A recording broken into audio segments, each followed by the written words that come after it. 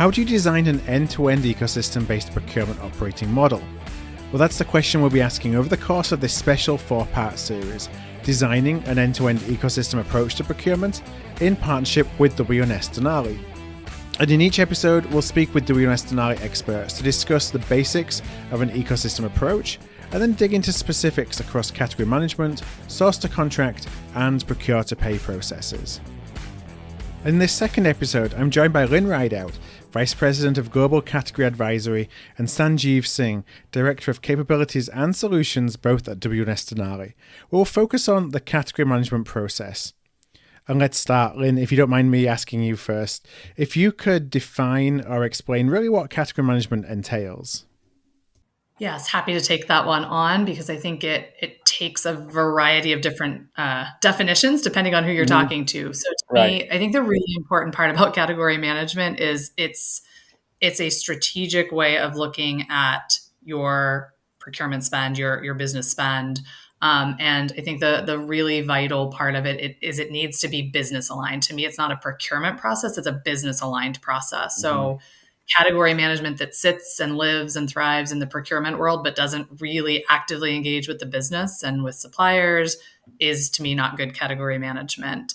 And I say that because I think it's almost easier to describe when it's misdefined. When people just say, I was a sourcing manager and now I'm a category manager, or I'm a category manager, but I spend all of my time negotiating and doing sourcing projects.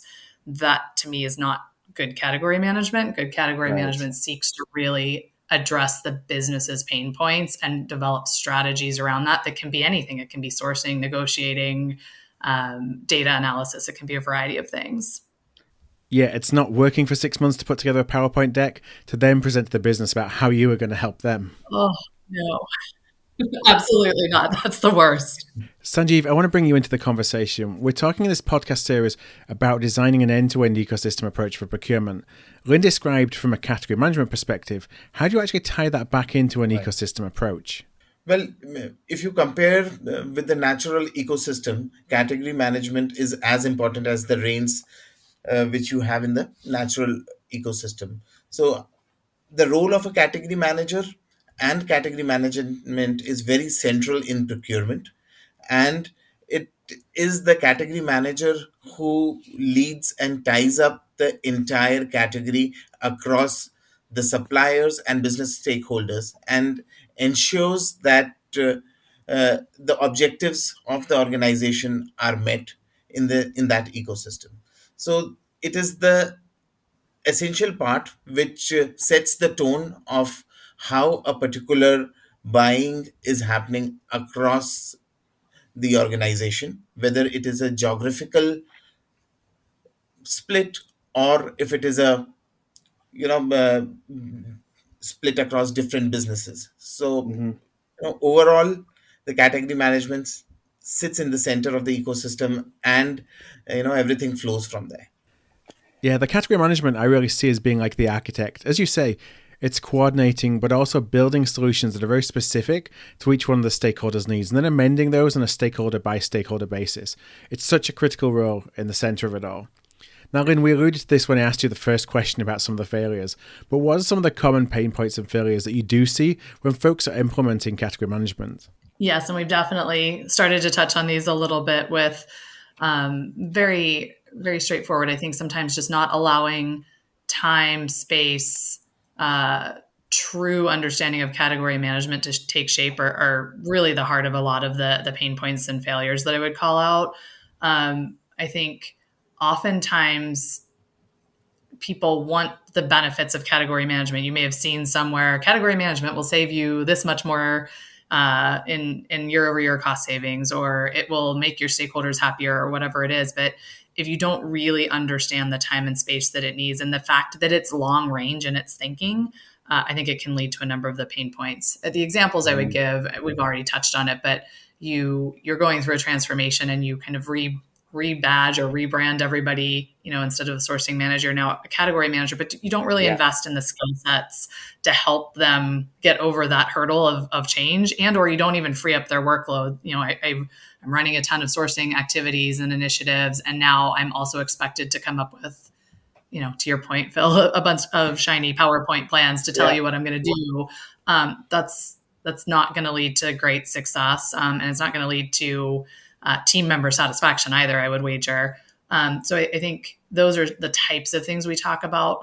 The one other thing I would call out is really actively thinking about that architect role that we were just talking about, and allowing for people to spend time really talking to their business stakeholders. And that doesn't just mean because you're negotiating something that has to be done tomorrow. It's really spending time to understand what their business needs are, really listening to them, translating that into what we're best at, the procurement flight plan. Like, gosh, if I'm hearing this pain point, it translates to I can help you by doing, a supplier review, or I can help you by, this negotiating strategy down the road. So I think just spending right time with stakeholders, and I think then spending time really understanding what's going on with your category in the market, and using all of that to really derive good insights is when it works well. When it doesn't work as well as when someone says, hey, in 3 months, I need X number of category plans done because that's what we've committed to our leadership, or Right. I need, this much more in savings by the end of my fiscal year. So let's do category management. So I think that starts to give you a flavor of some of the challenging starts that this can have. And I think then the only other piece I call it is sustaining the change. If you do try to do a big lift and say, let's get some spend under a category plan, let's get some spend under a category management mantra, how are you going to keep it going? And I think we sometimes get a little bit caught up in the first steps, and we forget that the change has to be sustained. If you don't have a way of managing that plan and keeping it alive, that's, again, Phil, to use your illustration, that's a category plan sitting in a desk drawer somewhere, and that doesn't really drive value. Sanjeev, we heard some of the pain points from Lynn there. What are some of the ways that you see organizations overcome some of those pain points? Phil, great question. We have seen a lot of companies, and they come to us with such issues that Lynn has been talking about. Digital products become a bedrock of all the processes and the transformation that is taking place in the organization.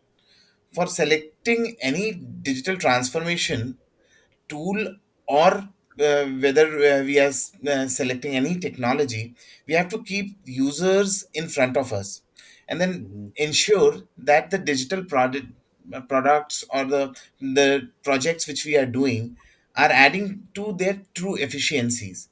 And that is with respect to things like making visualization spend, uh, or identifying trends which are happening in a particular category, or get them some assistance in identification of category patterns through a market intelligence tool, or whether there are ready to use customizable dashboards which are available.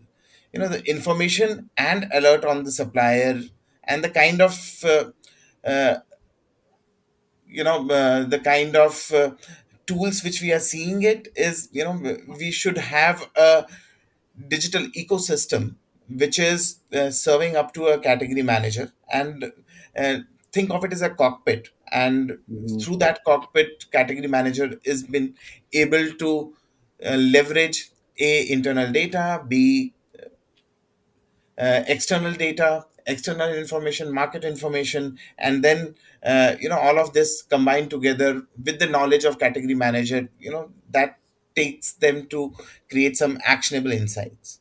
And recently, one of our clients who had a large transformation agenda, we had implemented our one of our tools which integrate all these different tools together and bring them at one place, and that acts as the cockpit which I was talking about for category Yeah. manager, and for their and that is focused for their individual category, so it gets customized for their individual category. And then overall, if you see an integrated common plan, that is very important, and to bring all the procurement stakeholders along for this journey, and at the time uh, which is right for them to a understand what's happening on the tool, react, and help innovate to identify what could be the best use case or best use of the tool for them. Yeah, I feel like tools that provide such insights and data are really critical to be able to scale any transformation. Sometimes you might have one person, a real superstar from a talent perspective, who can pull some of these things together and can haul all this data together and have their own system to do so. But if you're really going to scale with best practices, you need to have the technology that's going to be able to enable it and support it. So, Lynn, from your perspective, is there anything that you're seeing that are common ways in which organizations are overcoming the pain points that we spoke of from the category management perspective? Absolutely. And I think just feeding off of what you were just talking about and what Sanjeev was talking about, if I'm a category manager and now I've got these great tools and I have data at my fingertips and I can see how it all comes together, that's great. And that makes my world a little bit easier. But I think oftentimes there's also a little bit of craving investment in my abilities then to do what comes next. Yes. Yeah. So, I think again, kind of harkening back to what we talked about, I was a sourcing manager and now I'm a category manager. That's great. I'm happy about that. But how do I know how to pull insights out of the great things that Sanjeev was just talking about? How do I know how to go talk to a difficult stakeholder? How do I know how to go knock at the door of my chief marketing officer because I want to think about, a category strategy within marketing and have the right things to say and have the right way of engaging with them. I think a category manager is asked to do more and more these days, especially with supply chain challenges, with the need to incorporate risk oftentimes into strategies, with the need to think about just some new ways of working with the post-pandemic world and, a lot of the things that we're seeing in the market right now. So really actually investing in talent and making them ready to take on these new things and to take on what they're being asked to do, not just, kind of given more and more objectives, I think is really, really important. Organizations that do this well recognize that talent in the procurement team is what drives success here. And purposefully investing in saying, I want to give you help to learn how to be more analytic, or I want to give you better ability to pull out insights, I think is just absolutely a key success factor. And then I think tying to that, if I know how to do those things now and I've got the great digital tools, I think also knowing directionally where we're going is important. I think, we've all been doing this for a long time and we see a history of, okay, this year's savings target is X and next year's will be Y and we will save more and more each year. I think, though, more importantly, having a direction to say, here's where we're going as a procurement organization. Here's what we want to deliver to the business. Here's what it looks like this year because we're heading in this direction next year, the year after, and so on. I think really helps in terms of direction setting, understanding how I contribute to the bigger picture and what real alignment of a procurement team looks like. And then it honestly helps to establish a consistent brand of procurement within the organization and helps with that business alignment. Yes, the brand of procurement, it's so important. Sometimes that gets a little forgotten about, or some folks look at that as, well, that's just marketing. But ultimately, that drives perception, and all the studies that we've done at Art of Procurement suggest that procurement folks believe the perception of procurement is one of the largest inhibitors to them to actually making a difference. It all goes back to the way that you portray yourself and how you do that consistently, which all drives into that brand again. So important. Totally agree. Sanjeev, one of the questions that we're asking in each one of these podcasts in the series is to understand a little bit around nuance. So how do you look at it from a category management perspective as organizations differ? Some of the nuances to consider when you're building the operating model. Yeah, so Phil, to build these operating model or any solution which we are proposing to a client, what we think of that it must be purposeful and beneficial for that particular client scenario. And that would largely depend on the size of organization, the maturity of the procurement function, and the strategic nature it enjoys within the organization. And when we are designing this solution, we ensure that it is fit for purpose, and then it is focused on that strategic intersection of procurement with the business, and it becomes extremely important at that point of time to understand and act upon the cues around the maturity of the organization, culture, and certain specified requirements of which are sometimes unspoken needs and sometimes which are very clearly specified. Now when we couple this with the recognition that every organization has its own culture. Some organizations prefer to work more with a third party partner. However, then there are some at the other extreme end that are totally internal resource reliant. Hmm. Some have a very fast moving culture and they strive for bleeding edge solutions. And then there are others who work with small step changes in a more traditional set of approaches. All of these become very important.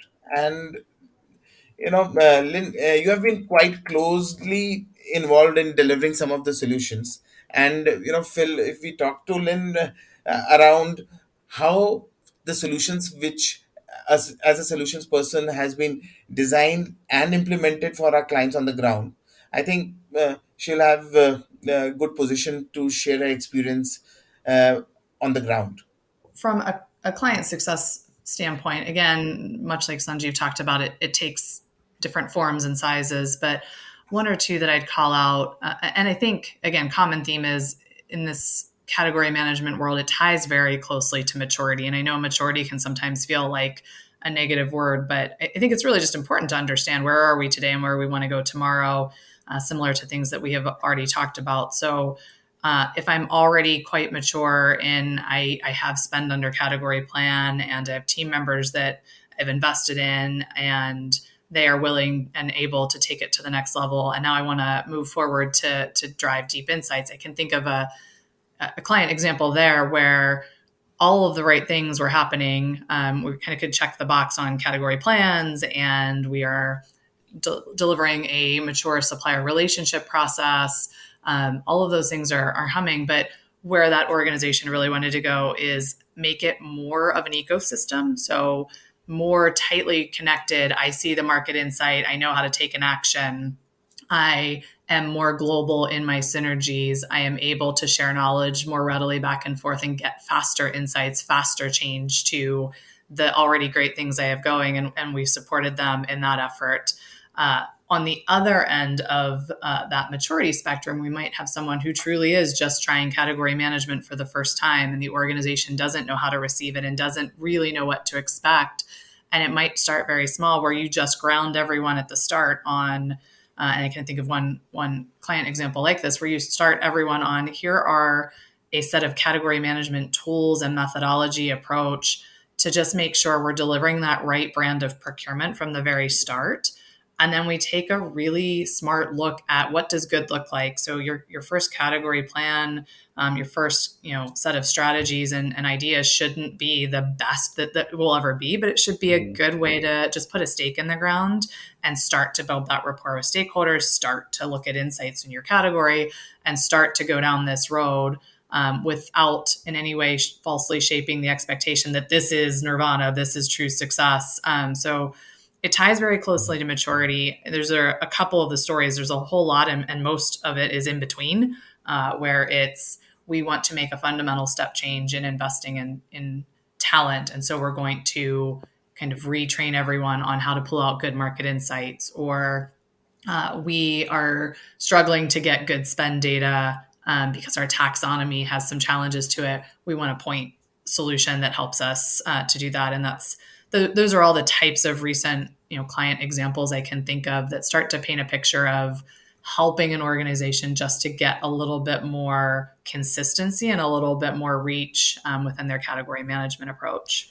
Sanjeev, I want to wrap up by asking you one final question. Have you got any useful tips to position anyone listening as they embark on the journey to designing an end-to-end ecosystem approach for procurement? Do you have any tips or considerations that we haven't taken into account yet so far today? Well, that's a heavy ask, Phil, to give tips to all the pros who are listening to this.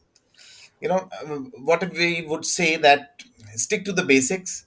If you Mm-hmm. remember nothing else, let's uh, take these three things: know your stakeholders, both your business and suppliers, understand your categories, and that should be all around the information which you are gathering about your categories, and should always be abreast about the latest happenings, and to deliver results. Now, this is where you implement your category plans, and it becomes very important to almost, as good as considering the reins in environmental ecosystem. And that's where, the savings will start raining for you. And that's where you'll deliver the financial results. So this again gets enabled by identification of all the correct levers, aligning your pre-stakeholders, whether it's business, sourcing, or legal, finance, and all of other stakeholders which help you in downstream sourcing.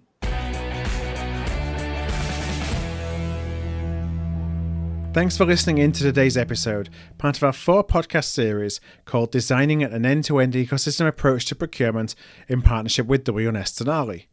To listen back to the entire series, go to artofprocurement.com/ecosystem series. That's all one word.